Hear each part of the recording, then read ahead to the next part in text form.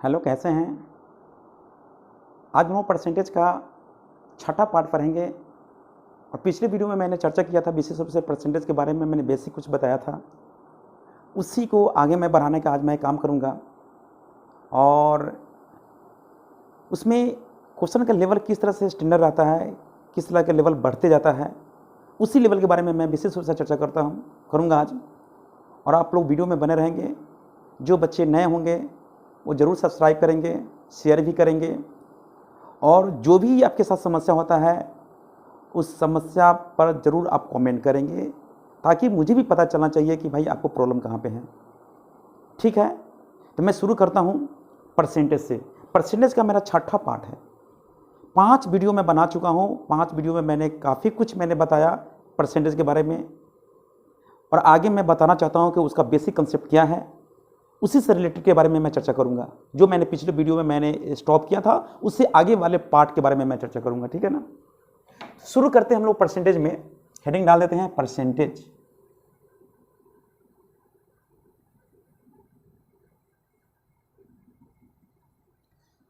Percentage पूरा clear हो रहा है? स्पष्ट दिख रहा है? बिल्कुल दिख रहा है। चलिए शुरू करते हैं।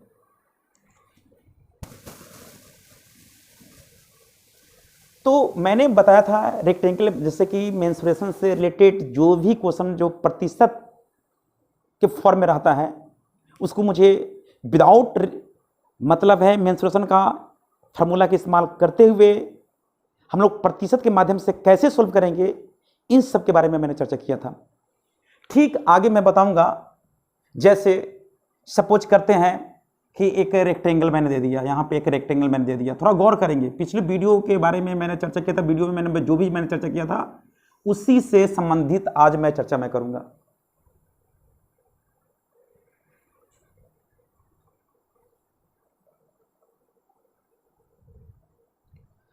जैसे ए, बी, सी एंड डी एक रेक्टेंगल है। ठीक है, और इसकी जो भी साइड दिया हुआ है या नहीं दिया हुआ है, उससे मुझे कोई मतलब भी नहीं रखना है।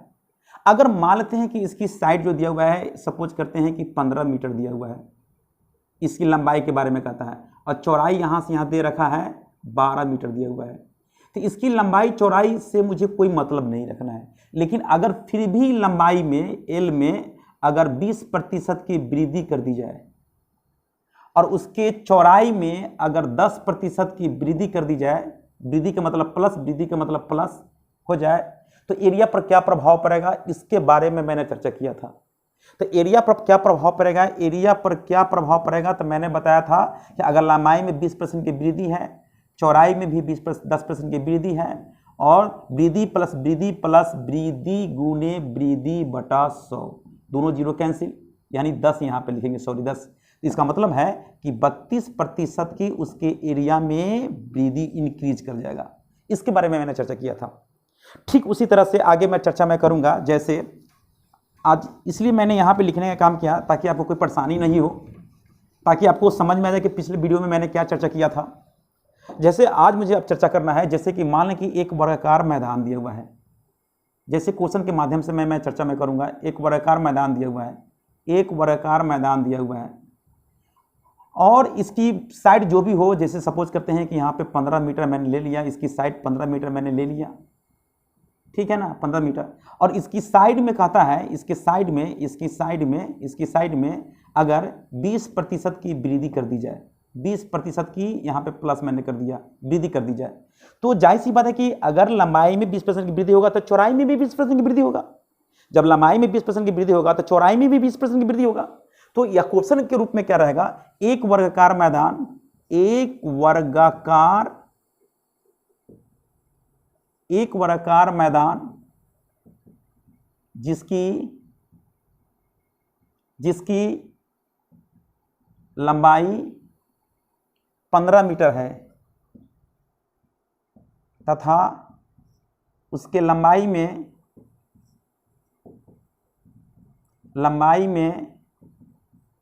20% की वृद्धि कर दी जाए, तो इसके क्षेत्रफल में, इसके क्षेत्रफल में तथा परिमाप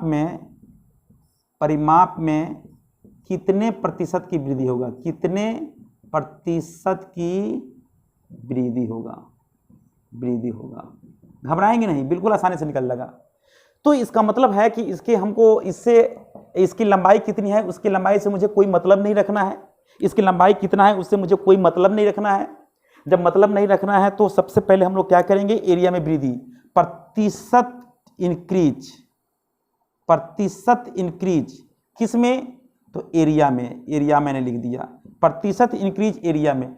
तो इसका मतलब है कि अगर यहाँ पे वर्ग के बारे में कहा जाता है कि जिसकी सभी भुजा बराबर हो, प्रत्येक को 90 डिग्री हो, उसी को वर्ग कहते हैं। लेकिन यहाँ पे मुझे प्रतिशत के रूप में जो दिया हुआ है उसको, जो मेंसुरेशन का क्वेश्चन जो वर्ग के रूप में आता है, वर्ग जो होता है, स्क्वायर जो होता है, वो मेंसुरेशन से ही रिलेटेड क्वेश्चन सब पूछे जाते हैं। लेकिन उसमें प्रतिशत के बारे में मेंशन करता है कितने परसेंट की वृद्धि हुआ, कितने परसेंट की कमी हुआ। तो जब भी उस तरह के क्वेश्चन मेंशन करता है तो वैसी स्थिति में, मैंने पिछले वीडियो में बताया था और आज भी मैं बताने वाला हूँ, बता रहा हूँ, ठीक है ना। तो उसके केस में हम लोग को एरिया में कितने परसेंट की वृद्धि होगा, तो वैसी स्थिति में अगर उसकी लंबाई में, लंबाई चौड़ाई तो आपस में बराबर होगा, तो इसमें भी 20% की वृद्धि होगा, इसमें भी 20% की वृद्धि होगा। तो वहां पे केस क्या होगा, वृद्धि प्लस वृद्धि गुणे वृद्धि बटा 100। तो इसका मतलब क्या हुआ, उसके एरिया में कितने परसेंट की वृद्धि होगा उसका रिजल्ट आ जाएगा। तो 20 20 40 2 2 4 कितना होगा, 44% की वृद्धि हो जाएगा। ये चीज मैंने बताया था पिछले। जो बच्चे नए होंगे अगर ये वीडियो देख रहे होंगे तो जा करके इसके पहले वाला यानी कि पार्ट 5 देखेंगे तो उनको ज्यादा समझ में आएगा, ठीक है ना। तो उसकी एरिया में कितने परसेंट की वृद्धि होगा, 44% की वृद्धि होगा। अगर उसकी पेरीमीटर, पेरीमीटर का मतलब होता है परिमाप, पेरीमीटर का मतलब क्या होता है, परिमाप, उसको परिमाप में वृद्धि की बात करें, परिमाप में वृद्धि की बात करें तो परिमाप में क्या होगा, अगर 20% की वृद्धि की चर्चा करता है तो 20% होगा, इसमें क्या होगा, 20% की ही वृद्धि होगा। अगर कहता है कि अगर किसी वर्ग की भुजा में 20% की वृद्धि कर दी जाती है उसके परिमाप में कितने परसेंट की वृद्धि होगा, तो उतना ही परसेंट की वृद्धि होगा, उसमें कोई चेंजिंग नहीं होगा। लेकिन एरिया पर प्रभाव पड़ेगा। एरिया का मतलब जिसमें लंबाई और चौड़ाई, लंबाई चौड़ाई दोनों आपस में बराबर होगा, उस पर करेगा तो वृद्धि प्लस वृद्धि बटा 100 करेंगे तो उसके एरिया पर प्रभाव पड़ेगा। एरिया का मतलब लंबाई गुने चौड़ाई करते हैं। परिमाप का मतलब क्या होता है, 4 इंटू साइड, यानी कि सभी चारों तरफ से वृद्धि हो रहा है। तो इसका मतलब है कि पहले के रिस्पेक्ट में अगर 20% की वृद्धि हो रहा है तो 20% होगा, उसमें कोई चेंजिंग नहीं होगा, है ना। ऐसे कहेंगे तो प्रूफ करके बता देंगे, लेकिन यहां पे प्रूफ करने की जरूरत नहीं है, मैंने बता दिया। जब भी सर्किल की बात करें, जैसे कि एक सर्कुलर कोई मैदान दिया हुआ है, उसकी त्रिज्या दिया हुआ है, उसके त्रिज्या में इतने परसेंट की वृद्धि कर दी जाती है तो उसके क्षेत्रफल पर क्या प्रभाव पड़ेगा, तो उस पर हम लोग डिस्कस करते हैं, ठीक है ना। जैसे मान लेते हैं, ये तो क्लियर हो गया, ये तो आपको समझ में आ ही गया। जैसे मान लेते हैं कि अगर उससे रिलेटेड क्वेश्चन अगर पूछा जाता है, जैसे वर्गाकार मैदान के बारे में चर्चा करता है, तो एक बार मैं मेंशन कर ही देता हूं। जैसे क्वेश्चन में दिया हुआ है एक वर्गाकार मैदान,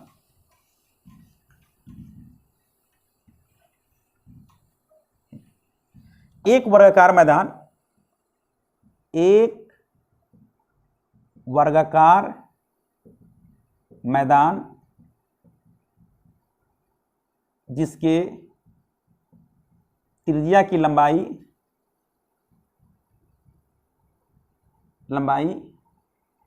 7 सेंटीमीटर है, 7 सेंटीमीटर है, तथा इसके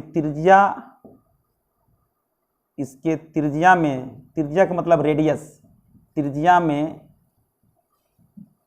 10% की वृद्धि कर दी जाए, तो इसके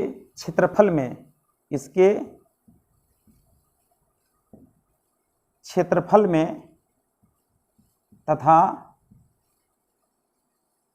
परिधि में, परिधि का मतलब सर्कमफ्रेंस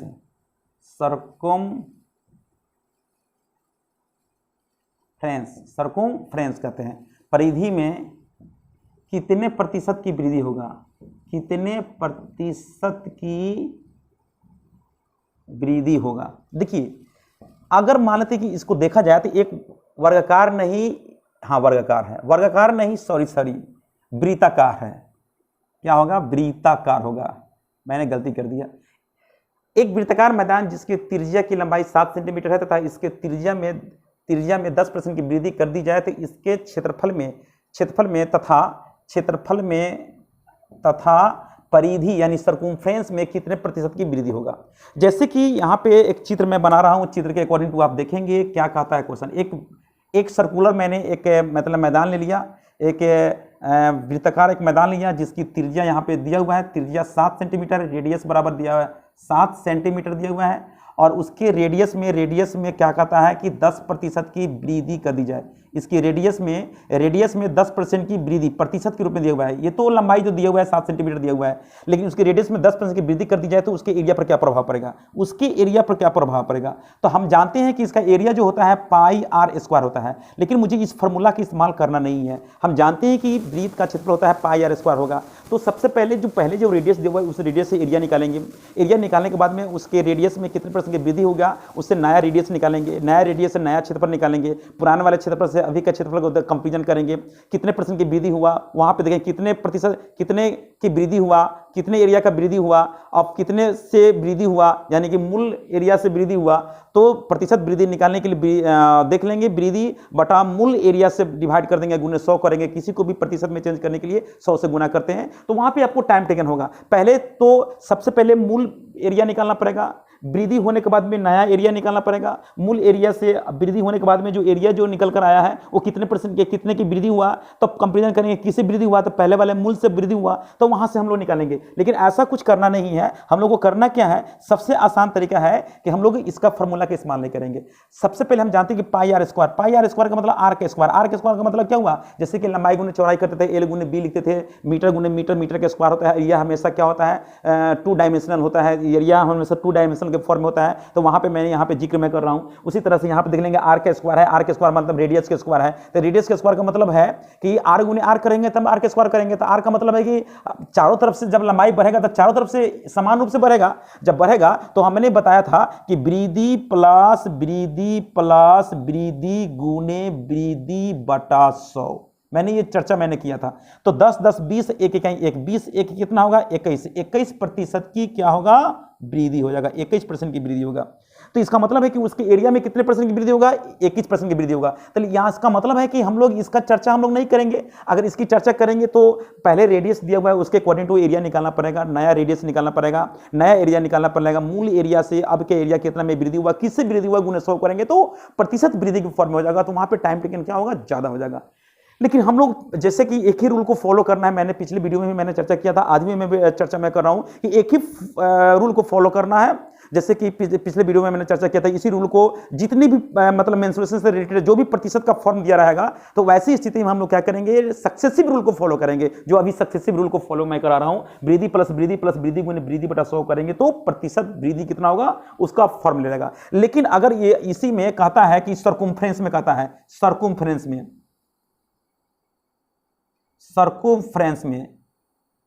सर्कमफ्रेंस में कहता है निकालने के लिए, तो सर्कमफ्रेंस का मतलब है कितने % की वृद्धि हुआ, 10% का। तो इसका मतलब इसके सर्कमफ्रेंस में 10% की ही वृद्धि होगा, इसमें कोई चेंजिंग नहीं होगा। जैसे अभी जस्ट मैंने एक वर्क के रूप में मैंने बताया था, वर्क के बारे में मैंने चर्चा किया था, ठीक उसी तरह से वहां पे भी उतना ही % की वृद्धि होगा। अगर कहता है कि उसकी परिधि में कितने % की वृद्धि होगा, तो उसके रेडियस में अगर 10% की वृद्धि होगा तब परिधि में भी 10% की वृद्धि होगा। अगर उसके रेडियस में 20% की वृद्धि हो रहा है तब परिधि में 20% की वृद्धि होगा। लेकिन इसकी एरिया की बात करें तो मतलब एरिया की बात करें तो यहां पे सक्सेसिव रूल को फॉलो करेंगे, ठीक है ना। यहां तक समझ में आ गया होगा। आगे हम लोग बढ़ते हैं, आगे मैं विशेष रूप से इस पर मैं चर्चा करता हूं, ठीक है ना। तो अगर किसी तरह से आपको परेशानी होता होगा तो जरूर आप मुझसे चर्चा करेंगे, और छोटा छोटा मैं पार्ट में वीडियो में बना रहा हूं ताकि आपको समझने में कोई परेशानी ना हो। एक ही वीडियो में अगर सारी चीज मेंशन कर देंगे तो फिर आपके साथ परेशानी हो जाएगा, इसलिए मैं नहीं चाहता हूं कि आपके साथ परेशानी हो, ठीक है ना। तो आगे मैं यहाँ पे मैं फिर से आगे मैं बढ़ाना चाहता हूं कि आगे इसका अगला पार्ट हम देखते हैं कि अगर मेंस्ट्रुएशन से रिलेटेड प्रतिशत का अगर जिक्र करता है तो वैसी स्थिति में हम लोग को और क्या करना है, ठीक है ना। चलते हैं हम लोग आगे। तो आगे हम लोग देखते हैं, जैसे यहाँ पे तो एरिया के बारे में मैंने चर्चा कर ही दिया। अगर ट्रायंगल की बात करें तो ट्रायंगल में हम लोग देख लेंगे, हाइट आता है, बेस आता है, हाइट आता है, हाइट में कितने की वृद्धि हुआ, बेस में कितना की वृद्धि हुआ, तो उसी तरह से हम लोग बना लेंगे, सक्सेसिव लगा देंगे। अगर मान लें कि एक ट्रायंगल है, एक त्रिभुज है, एक त्रिभुज है, जैसे कि एक क्वेश्चन के माध्यम से मैं बता रहा हूं, एक त्रिभुज ABC में आधार की लंबाई 20 मीटर है तथा उसमें शीर्षलंब की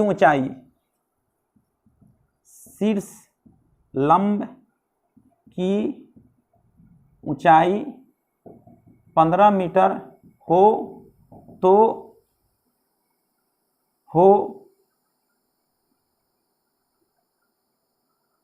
15 मीटर है 15 मीटर है, उसके आधार की लंबाई में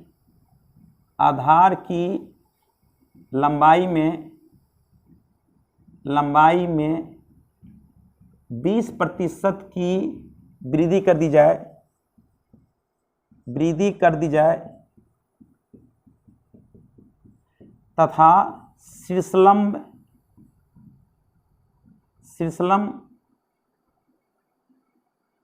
की ऊंचाई में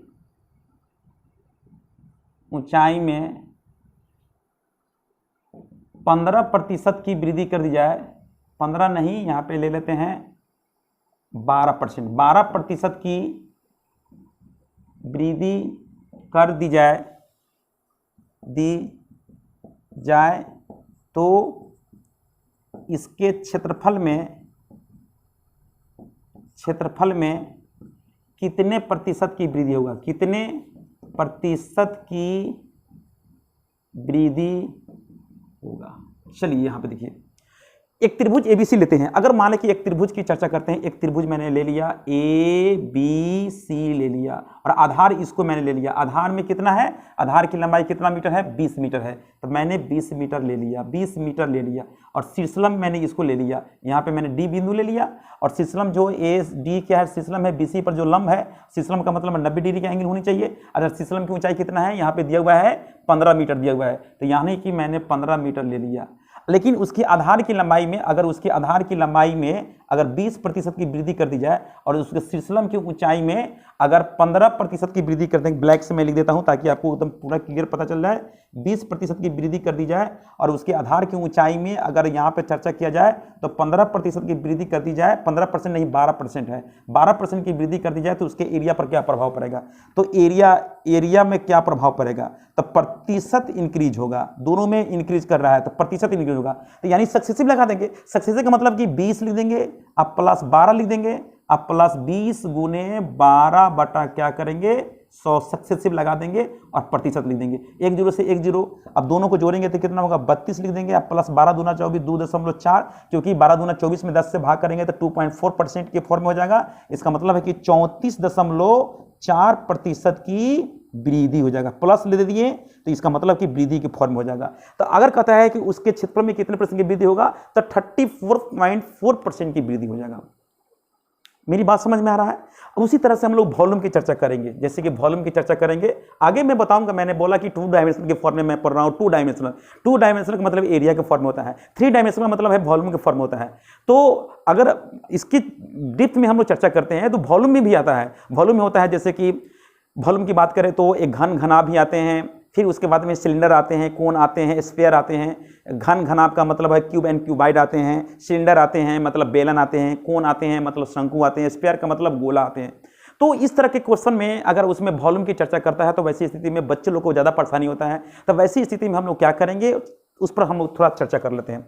वीडियो को शुरू से अंत तक देखेंगे तो बहुत मजा आएगा और देखना ही चाहिए, शुरू से देखेंगे तब आपको समझ में आएगा, और आधा अधूरा देखेंगे तो बिल्कुल आपको समझ में नहीं आएगा, ठीक है ना। इसलिए कोशिश करेंगे कि आप लोग वीडियो को शुरू से अंत तक देखने का काम करें, जिससे आपको ज़्यादा समझ में आए और कोई परेशानी आपके साथ बिल्कुल ना हो। तो हम यहाँ पे क्वेश्चन को लिख कर भी बता रहे हैं, समझा रहे हैं, ताकि आपको कोई परेशानी दिक्कत उक्कत ना हो। अगर कोई दिक्कत भी होता है तो जरूर कमेंट करेंगे, है ना, कमेंट करेंगे तो मुझे भी पता चलना चाहिए कि भाई आप लोग को समस्या कहाँ पे है, ठीक है ना। तो शुरू करते हैं हम लोग 3 डायमेंशनल में चलते हैं, 3D पढ़ते हैं। थ्री डायमेंशनल का मतलब 3D पढ़ते हैं, हम लोग 2D पढ़ रहे थे। एरिया का मतलब 2D होता है और वॉल्यूम का मतलब है 3D होता है। जैसे हम लोग यहाँ पे चर्चा करते हैं, एक हम लोग घन लेते हैं। घन का मतलब होता है जिसकी सभी भुजा बराबर होते हैं, जिसमें लंबाई चौड़ाई ऊंचाई होता है। घन मतलब है वॉल्यूम हम लोग पढ़ेंगे, वॉल्यूम का मतलब आयतन होता है। आयतन में क्या होता है, जिसमें लंबाई भी होता है, चौड़ाई भी होता है, ऊंचाई भी होता है, तीनों पार्ट दिया रहता है। तब हम लोग वॉल्यूम निकाल सकते हैं। जैसे कमरा होता है, कमरा में लंबाई चौड़ाई ऊंचाई भी होता है, उसमें कितने लोग आ सकते हैं, कितना हवा आ सकता है, वो वॉल्यूम निकलता है। तो उस तरह के क्वेश्चन के लिए हम लोग वॉल्यूम का जो फार्मूला लगाते हैं, फिर उसके लंबाई चौड़ाई में कितने % की वृद्धि हुआ, ऊंचाई में भी कितने % की वृद्धि हुआ, तो नया वॉल्यूम कितना हो गया, अब पुराने वॉल्यूम से अभी के वॉल्यूम में कितने की वृद्धि हुआ, किससे वृद्धि हुआ, गुने 100 करेंगे तो प्रतिशत के फॉर्म होगा। तब वैसी स्थिति में हम लोग क्या करेंगे, वैसा काम बिल्कुल नहीं करना है, उस फार्मूला का इस्तेमाल नहीं करना है, उसको आसान करेंगे। क्या तरीका है, उन सारे बातों के बारे में मैं यहाँ पे चर्चा में करूंगा। तो भी क्या करना क्या है, ध्यान से देखिए। जैसे मान लेते हैं कि एक घनाकार है, जैसे क्वेश्चन के माध्यम से बना रहा हूं, एक घनाकार का मतलब है घनाकार का मतलब है क्यूब। क्या होता है, क्यूब होता है। घनाकार का मतलब होता है क्यूब। एक घनाकार बक्से बक्से की लंबाई 10 मीटर है तथा उसके लंबाई में 20% की वृद्धि कर दी जाए